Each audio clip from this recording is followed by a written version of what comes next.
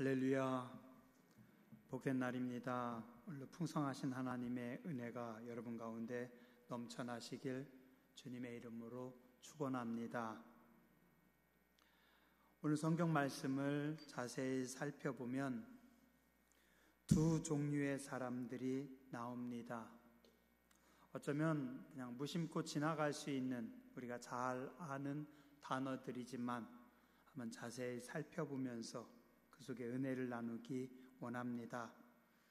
먼저 첫 번째 오늘 본문에 보면 헤롯이라고 하는 단어가 여러 번 기록되어 있습니다. 1절에 헤롯 왕 때, 3절에 헤롯 왕과 온 예루살렘이, 4절 왕이 모든 대제사장과 백성의 서기관들을 모아, 7절 이에 헤롯이 가만히 박사들을 불러, 8절 내게 구하여 나도 가서 그에게 경배하게 하라, 12절 꿈에 헤롯에게로 돌아가지 말라 지시하심을 받아. 12절의 성경 말씀 속에 헤롯이라고 하는 인물이 6번이나 나옵니다. 헤롯이라고 하는 인물이 6번이나 나온다라고 하는 것은 헤롯이라고 하는 인물이 그만큼 중요하다는 의미겠죠? 중요한 인물입니다. 그런데 선하게, 착하게 중요한 인물이 아니라 이 헤롯은 악하게 중요한 인물입니다. 그런가 하면 이와 반대조적으로 선하게 중요한 인물들도 또 나옵니다. 1절에 보니 동방으로부터 박사들이, 동방의 박사들입니다. 2절에 보니 우리가 동방에서 그의 별을 보고, 7절에 가만히 박사들을 불러, 9절에 박사들이, 10절 그들이 별을 보고, 12절 그들은 꿈에 지시하심을 받아.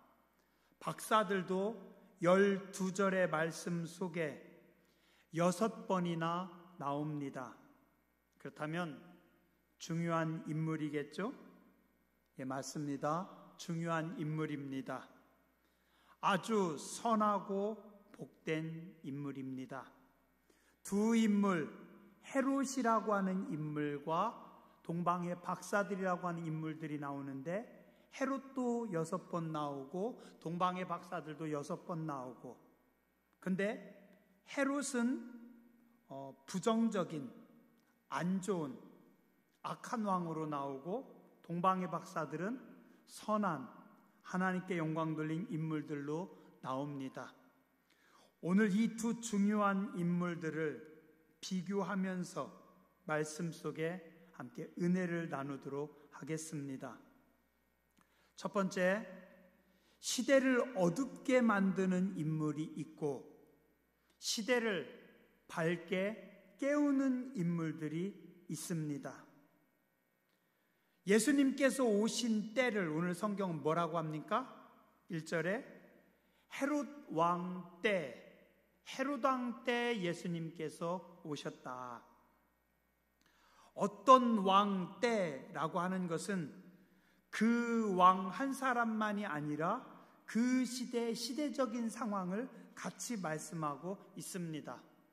예를 든다면 우리나라도 세종대왕 때 하면 어떤 느낌입니까? 풍요로운, 편안한, 백성들이 잘 사는 좋은 나라. 그러나 선조임금 하면 어때요? 무능한 왕, 나라의 격변기, 임진왜란 때 국력을 제대로 다지지 못하고 현명하게 대처하지 못해서 일본에 의해서 이 나라가 짓밟혔던 가장 참혹하고 어려운 시대. 그런가 하면 고종 황제 하면 어때요? 역시 격변의 시대, 나라를 잃어버린 시대, 우리 민족이 가장 살기 힘든 민족의 암흑기입니다. 이스라엘도 그렇습니다. 성경에 다윗 왕 때 혹은 솔로몬 왕 때 하면 번성기, 축복의 시간들, 평화의 시간들. 그러나 헤롯 왕 때, 그러면 가장 힘들고 어려운 암흑기입니다. 이스라엘 백성들이 실제적으로 나라를 잃은 지 수십 년의 시간이 지났습니다. 당시 이스라엘은 초강대국 로마라고 하는 나라가 점령하고 로마의 군대가 강하게 다스리고 그 로마에 많은 세금을 내며 살던 어렵고 힘든 시대입니다. 로마의 식민지로 살아가던 어렵고 힘든 시대, 일반 백성들의 소망과 버팀목은 누구였을까요? 왕이 돼야 되는데 왕이 그들의 소망과 버팀목이 되지 못합니다. 오히려 헤롯 왕은 자기의 권력을 유지하기 위해서 이스라엘을 억압하는 로마에 가서 로마의 황제에게 그리고 로마의 원로원에게 선물을 드리고 그들로부터 자기 권력을 인정받는, 그리고 백성들에게는 때로는 교활하게 때로는 강하게 백성들을 억누르던, 백성들의 피와 기름을 짜내던 아주 악한 왕이었습니다. 그래서 성경에 헤롯 왕 시대, 그러면 나라가 가장 힘든 어려운 시대입니다. 자, 똑같은 지도자들인데 어떤 지도자는 나라를 환하게 밝히고 민족을 깨우고 역사를 앞으로 발전시키는 지도자가 있는가 하면, 어떤 지도자는 나라의 여러 불들을 끕니다. 어둠의 시대를 만듭니다. 역사를 뒤로 퇴보시킵니다. 그래서 어느 나라 어느 민족이든지 지혜로운 그리고 시대를 깨우는, 밝히는 지도자들이 필요합니다. 우리도 내년 3월에 대통령 선거 있습니다. 저도 대통령 선거를 앞에 놓고 기도할 때마다 글쎄 제가 믿음이 없어서 그런지 모르지만 좀 마음에 좀 염려가 많습니다. 새롭게 대통령이 되는 분은 우리나라를 더 환하게 밝혀야 되는데 이곳저곳 구석구석 불을 밝혀야 되는데, 만약에 불을 끄는 대통령이라면 우리 민족의 역사가 앞으로 발전해 나가지 못하고 오히려 퇴보하게 만드는 대통령이라면 그러면 안 될 텐데, 여러분들도 나라와 민족을 위해서 기도하세요. 기독교인들이 기도해야 됩니다. 그리고 또 우리가 선거라든가 정치에도 앞장서서 좋은 지도자, 그리고 시대를 깨우는, 밝힐 수 있는 지도자를 세워야 됩니다. 헤롯 왕은 시대를 어둡게 하던 지도자입니다. 불을 끄는 지도자들입니다. 근데 또 더 안타까운 것은 뭐냐면, 왕이 그러면 종교 지도자들이라도 불을 밝히는 지도자들이 돼야 되는데, 당시의 종교 지도자들은 빛을 밝히지 못합니다. 하나님의 말씀의 빛, 하나님의 영광의 빛, 하나님의 은혜의 빛을 백성들에게 선포해서 백성들의 상한 심령을 위로하고 아픈 마음을 보듬으면서 그들의 영혼을 밝혀줘야 되는데 오히려 그렇지 못한 영적 암흑기를 지나가고 있습니다. 참 안타깝죠? 그죠? 근데 놀라운 것은 아무도 기대하지 않았던, 아무도 예상하지 않았던 저 먼 동방의 박사들이, 그들이 와서 빛을 밝힌다라는 겁니다. 물론 그들도 몰랐죠. 누가 준비한 겁니까? 하나님께서 준비하십니다. 하늘에서 먼저 빛을 밝히시고 그 빛을 보내고 동방의 박사들이 그 빛을 보고 그 빛을 와서 선포하고, 아무도 생각하지 못했던 그 시대, 오히려 오늘 동방의 박사들이 이스라엘 가운데 빛을 줍니다. 이스라엘의 왕과 종교 지도자들이 다 어둠에 함몰되어 있을 때 하늘로부터 온 새 빛, 새 역사의 빛을 별을 보고 새 시대를 선포한 사람들이 동방의 박사들입니다. 우리 지지난주 수요일 저녁에 본 말씀입니다. 시편 57편이었습니다. 다윗이 사울 왕을 피해서 도망가다가 더 이상 갈 데가 없어서 어디로 들어가요? 땅굴 속으로, 우리가 볼 때는 토끼굴 같은 엔게디 동굴로, 아들람 동굴로, 그 깊은 동굴 속으로 숨어듭니다. 어디 땅 위에는 다윗이 발붙일 수 있는 곳이 하나도 없어요. 완전 절망의 끄트머리입니다. 근데 놀라운 것이 시편 57편 7절과 8절에 보면 그 절망의 끝에서, 토끼굴 끝에서, 미래가 보이지 않는 그곳에서 다윗이 고백합니다. 하나님이여, 내 마음이 확정되었고 내 마음이 확정되었사오니 나는 노래하고 찬송하리로다. 내 영광아 깰지어다. 비파야 수금아 깰지어다. 내가 새벽을 깨우리로다. 자, 한번 따라서 하시죠. 내가 새벽을 깨우리로다. 오늘 찬양단도 이 찬양했죠. 내 마음이 확정되고 확정되었사오니. 깜깜한 밤입니다. 깊고 깊은 동굴 속입니다. 내일이 안 보입니다. 미래가 안 보입니다. 동굴 끄트머리입니다. 그런데 다윗은 그곳에서 꿈을 꿉니다. 하나님께서 새 일을 하십니다. 하나님께서 새로운 영광을 주십니다. 하나님께서 새로운 빛을 주십니다. 하나님께서 내일을 여실 겁니다. 그래서 나는 하나님께서 새 역사를 이루는 그 시간에 내가 새벽을 깨우리로다. 이 민족의, 이스라엘의 어둠 가운데 있는 백성들에게 하늘의 빛을 받아서 내가 새벽을 깨우리로다. 어디에서? 동굴 속에서 그렇게 선포했더니 하나님께서 그 다윗에게 은혜를 주시고 그 다윗에게 영광을 주셔서 새벽을 깨우는 인물로 쓰십니다. 저는 이게 한국교회의 사명이라고 생각합니다. 저는 이게 목회자들의 사명이라고 생각을 합니다. 저는 이게 은혜 받은 교인들의 사명이라고 생각합니다. 저는 이게 우리의 자녀들이 해야 될 사명입니다. 세상은 깜깜할지 모르지만, 세상은 죄악으로 물들어갈지 모르지만 우리는 어떻게 합니까? 그들에게 하늘의 빛을, 하나님의 영광을 선포하며 빛을 밝히는 자들, 빛을 세우는 자들, 여러분들이 그런 인물들이 되시기 바랍니다. 여러분들이 어디를 가든, 속회를 들어가든 아니면 동창회 모임을 가든 아니면 회사에 가든 학교에 가든 우리 그리스도인들은 그곳을 밝히는 사람들이 되어야 됩니다.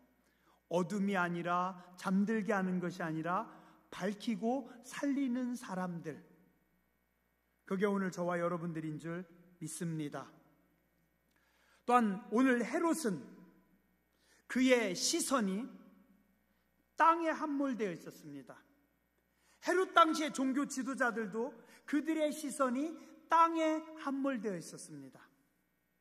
그래서 그들은 하늘을 바라보지 못했습니다. 그런데 동방의 박사들은 어떻습니까? 하늘을 바라보던 사람들이었습니다. 하늘의 변화를 봤습니다. 저 하늘에 메시아의 별, 왕의 별이 나타난 것을 봅니다. 우리가 어릴 적에, 제가 어릴 적만 해도 성탄 카드를 많이 썼습니다.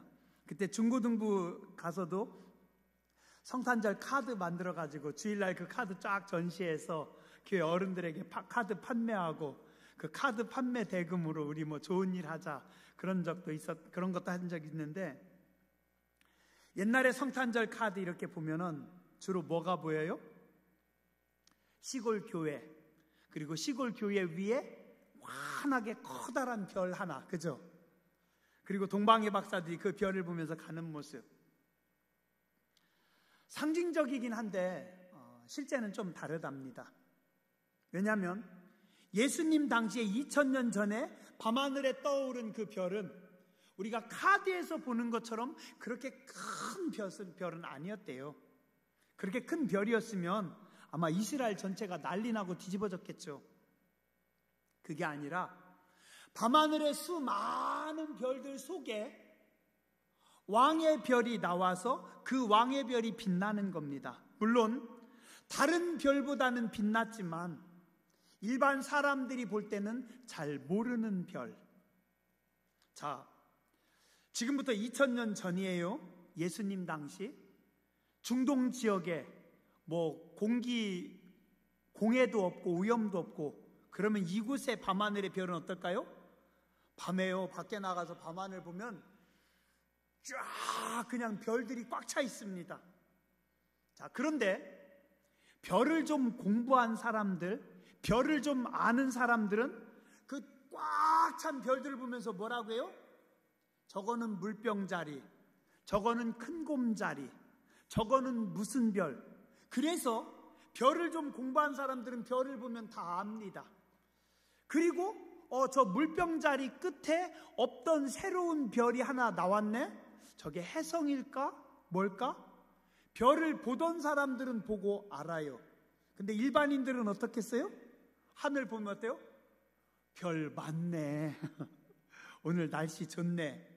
자, 일반인들은 그러고 끝나요. 그런데 별을 볼 줄 아는 사람들, 별을 보는 사람들은 그 별을 보다 보니까 뭐가 보여요? 그 별들 사이에 유난히 빛나는 별. 무슨 별이에요? 왕의 별입니다. 메시아의 별입니다. 별을 연구하던 학자들이 그 별을 보면서 깜짝 놀랍니다. 저 별은 그동안 없던 별인데 새로운 별이 나왔습니다. 그게 뭐예요? 왕의 별입니다.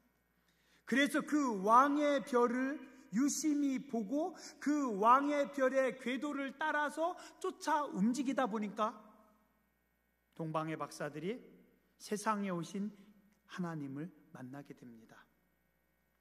자, 그런데 이때 이스라엘의 왕과 종교 지도자들은 어떻습니까?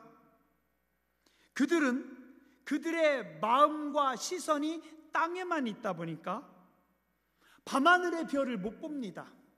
별 속에 떠오르는 메시아의 별, 왕의 별을 못 찾습니다. 그냥 땅에만 충실하게 살아가고 있습니다. 그러다 보니 또한 이들은 동방에서부터 학자들이 그 별을 보고 이스라엘까지 수천 킬로를 걸어서 왔는데, 그들이 와서 이야기를 하는데 그 동방의 박사들의 예언을 듣고서도 이들은 움직이지 않았다라는 겁니다. 오늘 말씀의 2절과 3절에 보면 우리가 동방에서 그의 별을 보고 그에게 경배하러 왔노라 하니 헤롯 왕과 온 예루살렘이 듣고 소동한지라. 동방의 박사들이 이야기를 하니까 그 말을 듣고 소동해요.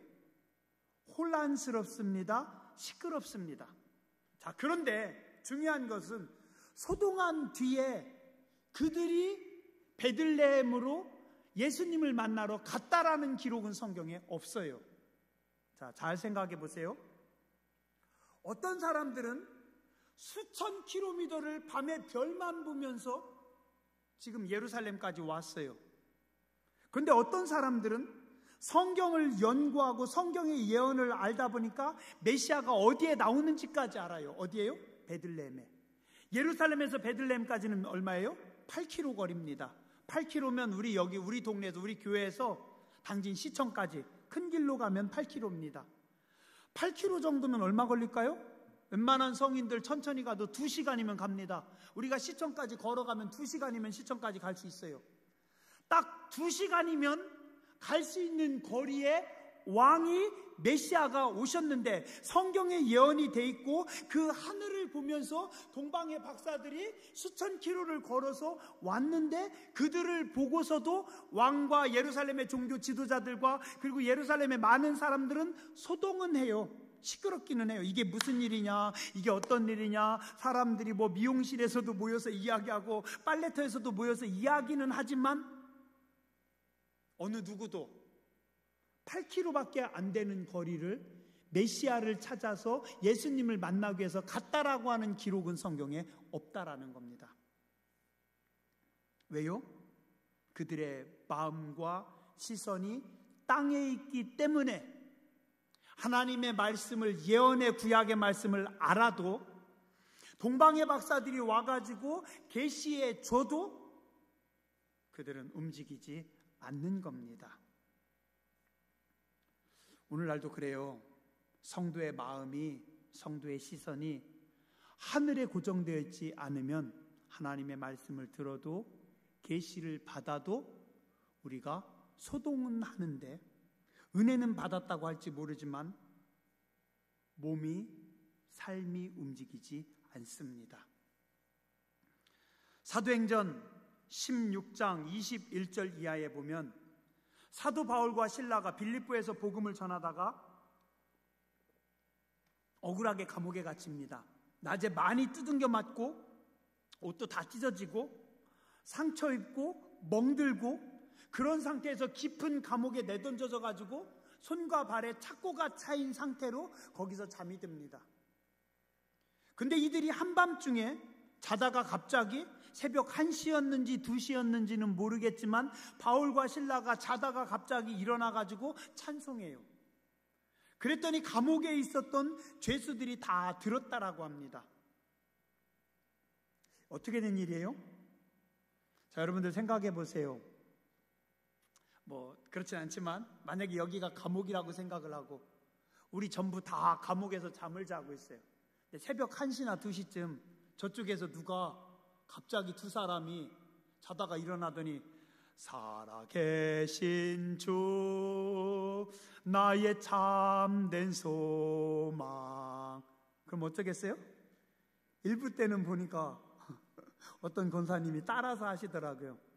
근데요, 잠자다가 한참 자는데 새벽에 누가 저쪽에서 살아계신 주 하면 감옥에 있는 사람들이 뭐라고 하겠어요? 야! 조용히 안 해! 야, 이 미친놈아! 너는 잠도 없냐? 잠 좀 자자, 잠 좀! 그러지 않을까요? 그죠? 나만 그런가? 그럴 것 같아요.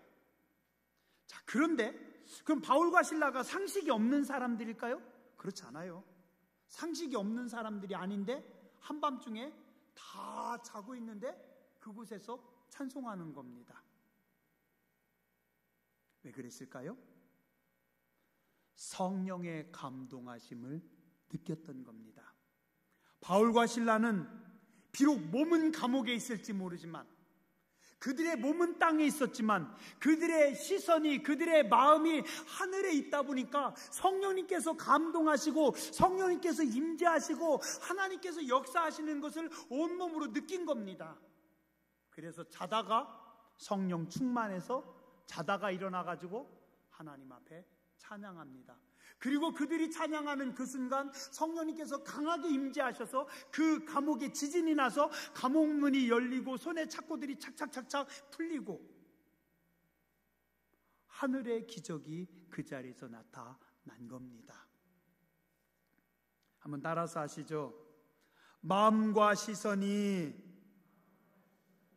하늘에 있는 사람들만 하늘의 음성에 반응할 수 있습니다. 예, 먹고 살아야 되니까, 또 바쁘게 살아야 되니까 장사도 해야 되고 출근도 해야 되고 우리가 이 땅에서 살아가지만 우리의 마음과 우리의 시선은 오늘 동방의 박사들처럼, 오늘 바울과 실라처럼 하늘에 머무르는 사람들이 되어야 될 줄 믿습니다. 동방의 박사들은 몸을 드립니다. 어떤 사람들은 8km밖에 안 되는데 그걸 안 갑니다. 그런가 하면 오늘 여기 악한 헤롯은 어떻게 하는지 아세요? 2장 16절에 보니까 박사들에게 속은 것을 알고 심히 노하여 열받아가지고 베들레헴과 그 주변에 있는 2살 아래 아이들을 싹 죽여라. 아이들을 다 죽이라는 거예요. 세상에 하나님의 예언, 하나님의 말씀을 듣고 알면서도 자기 왕권을 유지하기 위해서 하나님을 대적해서 2살 이하의 아이들은 다 죽여라. 이게 사단이 하는 일입니다. 사단은요, 하나님의 말씀, 하나님의 예언도 중요하지 않고 수단과 방법을 가리지 않고 악한 일을 합니다. 자, 그래서 마귀가 성공할까요? 절대 성공할 수 없습니다. 세상에 어떤 존재도 하나님을 대적하거나 하나님의 일을 막을 수 있는 사람은 없습니다. 하나님께서 하나님의 아들 예수님은 빼십니다. 로마서 16장 18절에 보면 이런 말씀이 있습니다. 이 같은 자들은 우리 주 그리스도를 섬기지 아니하고 자기들의 배만 섬기나니 교활한 말과 아첨하는 말로 순진한 자들의 마음을 미혹하느니라. 어떤 이들은 예수님을 섬기는 것이 아니라 자기 배만 섬긴대요. 내 배, 내 편안함, 내 돈, 어떤 나의 영광. 그런 사람들은 교활한 말과 아첨하는 말로 사람들을 속인다. 헤롯 왕은 하나님을 아는 사람인데 하나님을 예배해야 되는데 오히려 하나님을 대적합니다. 왜요? 자기 배를 섬기기 위해서. 자, 동방의 박사들은 어땠습니까? 전통적으로 성서학자들, 많은 목사님들은 아마도 동방의 박사들은 그 옛날 바벨론 땅, 페르시아의 박사들이 아니었을까라고 봅니다. 페르시아에서 이스라엘까지 에스라 7장 9절에 보면 4달 걸렸다라고 합니다. 거리상으로 대략 한 1600km, 요즘이 아니라 옛날에 도로가 없던 시대입니다. 어쨌든 1600km면은 서울서 부산까지 2번 왔다 갔다. 고속도로 100km 놓고 16시간. 근데 옛날에 고속도로 없었어요. 이 정도 빨리 못 갑니다. 밤에만 별만 보고 가는 겁니다. 중간에 강도를 만날 수도 있습니다. 중간에 어떤 사람을 만나서 무엇을 뺏길지도 모르는 거고 아주 위험한 길입니다. 이 동방의 박사들은 페르시아의 왕 다음의 권력을 가지고 있는 최고 권력자들, 요즘으로 따지면 한 나라의 장관급 되는 인물들입니다. 최고로 존경받는 인물들이 수많은 위험과 고생을 다 마다 않고 그 메시아의 별만 보면서 구약의 예언을 따라서 여기까지 1600km를 밤만 걸어가지고 예수님 앞에 나와서 예배드립니다.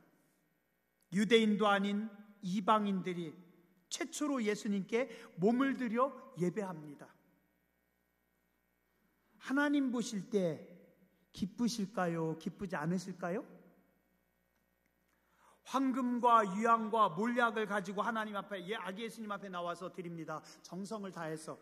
그것도 귀하지만 하나님은 이 동방의 박사들이 다 찢어진 옷, 헝클어진 머리, 냄새나는 몸, 그렇지만 수백 킬로, 수천 킬로를 걸어가지고 와서 아기 예수님 앞에 와가지고 눈물을 흘리면서 엎드려 예배하는 그 모습, 감동 아닐까요?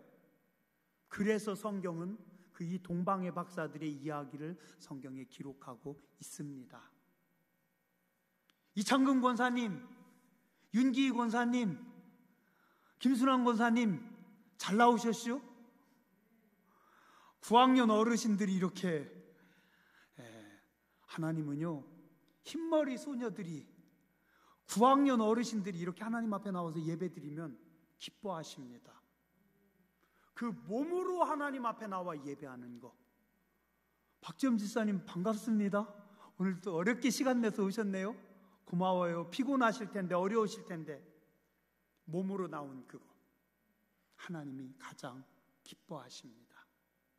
로마서 12장 1절에 보면 이런 말씀이 있습니다. 그러므로 형제들아, 내가 하나님의 모든 자비하심으로 너희를 권하노니 너희 몸을 하나님이 기뻐하시는 거룩한 산 제물로 드리라. 이는 너희가 드릴 영적 예배니라. 하나님이 가장 기뻐하시는 건 뭐라고요? 여러분의 몸입니다. 돈보다 하나님이 더 기뻐하시는 것은 여러분의 시간입니다. 여러분의 시간, 여러분의 몸을 하나님 앞에 드리는 것, 하나님께서 가장 기뻐하십니다. 오늘도 잘 나오셨고요. 이제 우리 성탄을 앞에 놓고 하나님 바라보며 하나님, 저도 하나님 앞에 몸을 드리기 원합니다. 저도 하나님 앞에 시간을 드리기 원합니다. 하나님께 영광 돌리기 원합니다. 복된 성도님들 교회 되시길 주의 이름으로 축원합니다.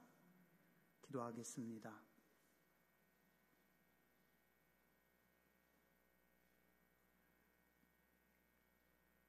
거룩하신 하나님, 은혜로우신 주님, 감사합니다.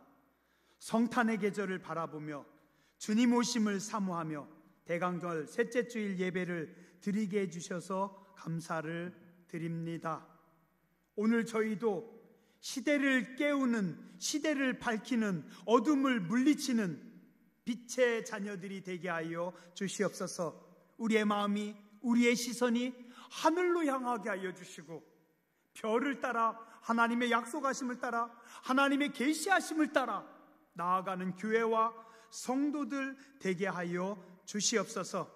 시대를 깨우는 거룩한 백성들 되게 하여 주시고 우리의 몸을 드리고 우리의 시간을 드리고 하나님께 영광 돌리는 복된 예배자들 되게 하여 주시옵소서.